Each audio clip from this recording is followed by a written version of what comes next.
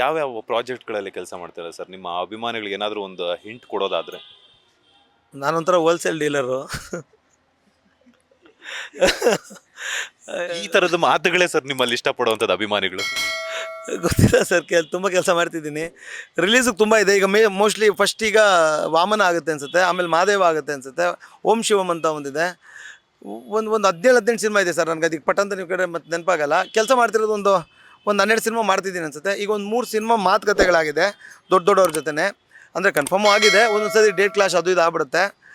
ಒಂದು 3 ದೊಡ್ಡ ಸಿನಿಮಾ ದೊಡ್ಡ ಹೀರೋಗಳ ಜೊತೆ ಕನ್ಫರ್ಮ್ ಆಗಿದೆ. ಒಂದು 12 ಸಿನಿಮಾ ಮಾಡ್ತಿದ್ದೀನಿ ಸರ್, ನಡೀತಿದೆ.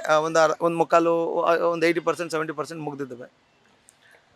ಶಿವಣ್ಣ ಅವರು ಮತ್ತೆ ಒಂದಷ್ಟು ದಿನಗಳ ನಂತರ ಆರೋಗ್ಯ ಸಮಸ್ಯೆಗಳಿಂದ ಚೇತರಿಸಿಕೊಂಡು ಮತ್ತೆ ಇದು ಶೂಟಿಂಗಲ್ಲಿ ಪಾಲ್ಗೊಳ್ತಾ ಇದ್ದಾರೆ.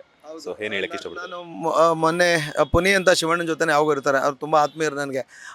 ಅವರು ಹಿಂಗೆ ಫೋನ್ ಮಾಡಿದಾಗ ಹೇಳ್ತಿದ್ದೆ, ಒಂದು ವೀಡಿಯೋ ನೋಡಿದೆ ಅಣ್ಣಂದು, ಶಿವಣ್ಣ ಅವ್ರದ್ದು. ಮತ್ತು ಆನಂದ್ ಫಿಲಮಲ್ಲಿ ಅಣ್ಣ ನೋಡ್ದಂಗೆ ಆಯಿತು. 20-25 ವರ್ಷ ಕಮ್ಮಿ ಆಗ್ಬಿಟ್ಟಿದೆ ಪುನಿ ಅಂತ. ತುಂಬ ಖುಷಿ ಆಯ್ತು ಸರ್. ಅಂದರೆ ಇನ್ನೂ ಒಂದು 38-40 ವಯಸ್ಸಿನ ಶಿವಣ್ಣ ನೋಡ್ದಂಗೆ ಆಯಿತು. ಅದು ತುಂಬ ಚೆನ್ನಾಗಿದೆ. ಅವ್ರದ್ದು ಹೇರ್ ಸ್ಟೈಲೆಲ್ಲ ಮಾಡಿಸಿರೋದು ಸೇಮ್ ಅವ್ರು ಒರಿಜಿನಲ್ ಹೇರ್ಸ್ ಥರ. ಖುಷಿ ಆಯ್ತು ಸರ್. ಅವ್ರು ತುಂಬ ಚೆನ್ನಾಗಿರಬೇಕು, ತುಂಬ ವರ್ಷಗಳ ಕಾಲ ಕೆಲಸ ಮಾಡಬೇಕು. ನಿಮ್ಮ ಅಭಿಮಾನಿಗಳಿಗೆ ಏನು ಹೇಳಕ್ಕೆ ಇಷ್ಟಪಡ್ತೀರಾ ಸರ್? ಈ ಅಭಿಮಾನಿಗಳು ಅಂತೆಲ್ಲ ನಾವು ಹೇಳೋದೇ ತಪ್ಪು ಸರ್. ನಾವು ಅದು ಆ ಮಟ್ಟಿಗೆ ಬೆಳೆದೇ ಇಲ್ಲ ಸರ್. ಅದು ತುಂಬ ದೊಡ್ಡವ್ರು ಯಾರಾದರೂ ಹೇಳೋ ಮಾತುಗಳು. ನಮ್ಮನ್ನೊಂದಷ್ಟು ಜನ ಪ್ರೀತಿಸ್ತಾರೆ, ಅವ್ರಿಗೆ ಕೆಲಸ ಮಾಡ್ತಿದ್ವಿ. ಅವ್ರನ್ನ ಖುಷಿ ಪಡಿಸೋಕ್ಕೆ ಇನ್ನೂ ತುಂಬ ಕೆಲಸ ಮಾಡ್ತೀನಿ, ತುಂಬ ಕಷ್ಟಪಟ್ಟು ಕೆಲಸ ಮಾಡ್ತೀನಿ. Thank you so much sir. ಇಷ್ಟೊತ್ತು ನಮ್ಮ ಬಾಸ್ ಟಿವಿ ಜೊತೆ ಒಂದಷ್ಟು ಮಾಹಿತಿನ ಶೇರ್ ಮಾಡೋದಕ್ಕೆ. ಒಳ್ಳೆದಾಗಲಿ. ಮತ್ತಷ್ಟು ಸಿನಿಮಾಗಳ ಮೂಲಕ ಇದೇ ರೀತಿ ಸ್ಯಾಂಡಲ್ವುಡ್ ಸಿನಿ ಪ್ರೇಕ್ಷಕರನ್ನು ಎಂಟರ್ಟೈನ್ ಮಾಡಿ. Yes sir, thank you so much. Thank you.